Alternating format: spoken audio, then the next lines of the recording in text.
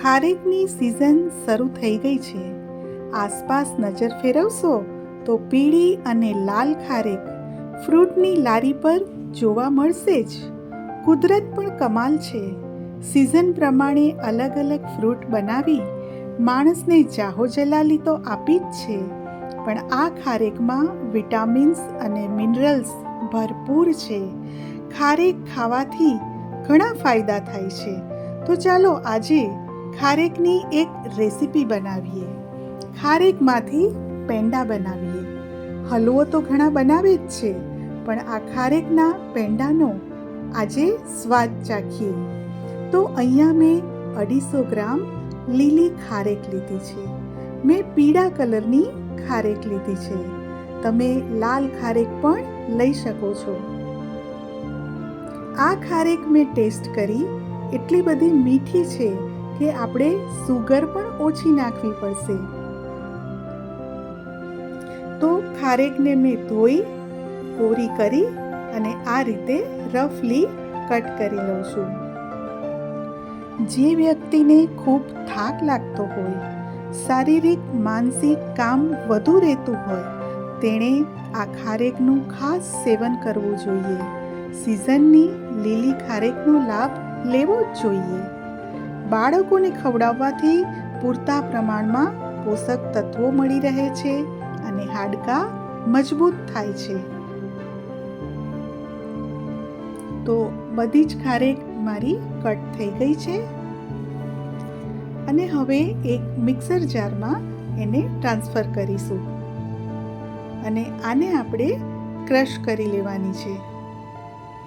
એનો સાવ સ્મૂથ માવો નથી બનાવવાનો, પણ એને ક્રશ કરીશું.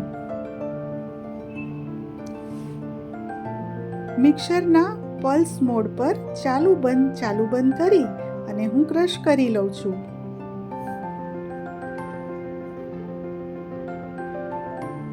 જો આ રીતે મેં ક્રશ કરી લીધી છે.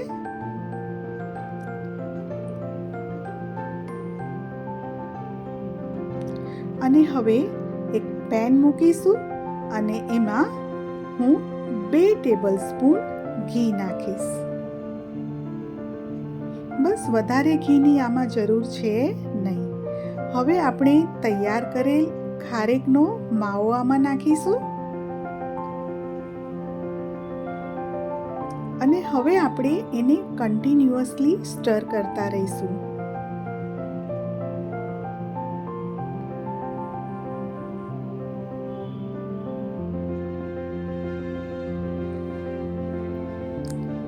જ્યારે એમાંથી ઘી છૂટું પડશે અને આ જે ખારેક છે ક્રશ કરેલી એ એકદમ કૂક થઈ જશે, ત્યારે આપણે એમાં દૂધ એડ કરીશું.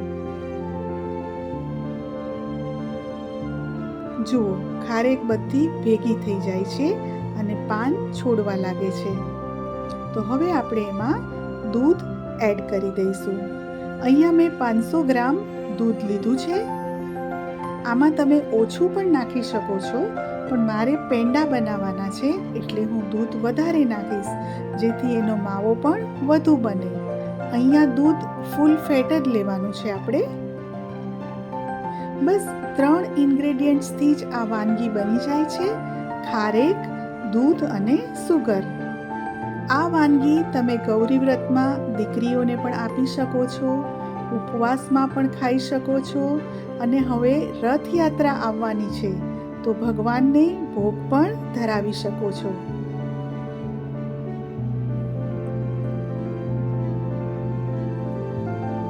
જુઓ, આ રીતનું ટેક્સચર અત્યારે થઈ ગયું છે. બધું ભેગું થવા લાગે છે, પેન છોડવા લાગે છે. આપણા પેંડા કેટલા સરસ બનવાના છે એ અત્યારનું આ ટેક્સચર જોઈને જ આપણને ખ્યાલ આવી જાય છે. તો હવે આપણે 1/2 કપ ખાંડ નાખીશું. તમે જો વધુ ગળ્યું ખાતા હો તો ખાંડ થોડી વધારે નાખી શકો છો, પણ આ પરફેક્ટ માપ છે. હવે ખાંડનું પણ પાણી છૂટશે એટલે ફરીથી આપણે સ્ટર તો કોન્સ્ટન્ટલી કરવાનું જ છે અને ગેસની ફ્લેમ બિલકુલ હવે સ્લો કરી દેવાની. મેં બદામને પલાળીને રાખી હતી 2 કલાક માટે. ગરમ પાણીમાં પલાળી હતી. હવે હું એને પીલ કરી લઉં છું. એની છાલ કાઢી અને કતરણ કરી લઈશ અને એ હું આમાં નાખીશ, કારણ કે ડ્રાય ફ્રૂટ્સ હોય તો જ ખાવાની મજા આવે. તો હવે આપણે સૌથી પહેલાં પિસ્તાની કતરણ નાખીશું અને ત્યારબાદ બદામની કતરણ. આમાં ઇલાયચી પણ તમે નાખી શકો છો, પણ મને ઇલાયચીની ફ્લેવર પસંદ નથી એટલે હું નાખતી નથી. આ પેંડા છે એ તમે 2 થી 3 દિવસ સુધી બહાર સ્ટોર કરી શકો છો અને ફ્રીઝમાં 4-5 દિવસ સુધી રાખી શકો છો. આપણો ગોળો સરસ વળી ગયો છે. એનો અર્થ એ છે કે પેંડા માટે આપણું જે આ પૂરણ છે ખારેકનું એ એકદમ રેડી છે. તો હવે ગેસની ફ્લેમ મેં ઓફ કરી દીધી અને એ માવાને મેં ઠંડો કરી લીધો અને એમાંથી મેં પેંડા બનાવ્યા છે. આપ જોઈ શકો છો કે મારા ઘણા બધા પેંડા તો બની ગયા છે અને હવે બાકીના હું તમને બતાવું છું કે મેં કેવી રીતે પેંડા વાળ્યા છે.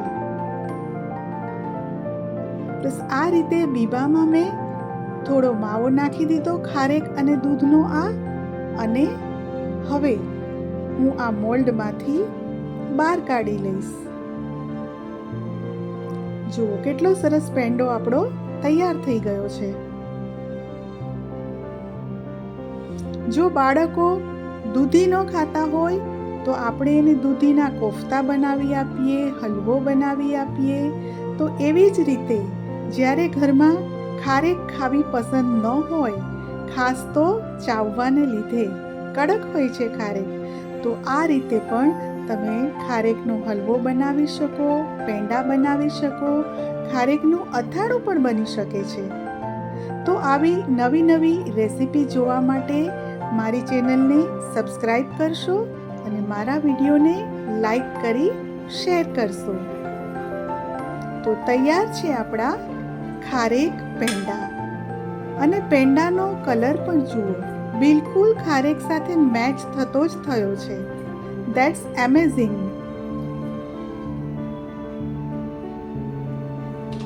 તો બધા જ પેંડા તૈયાર છે.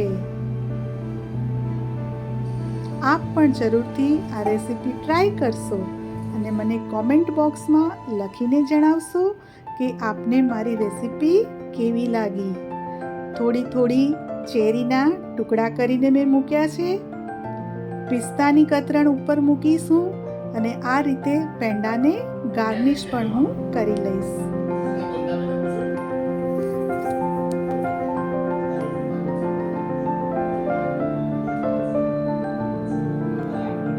જોતા જ મોઢામાં પાણી આવી જાય એવા આ પેંડા.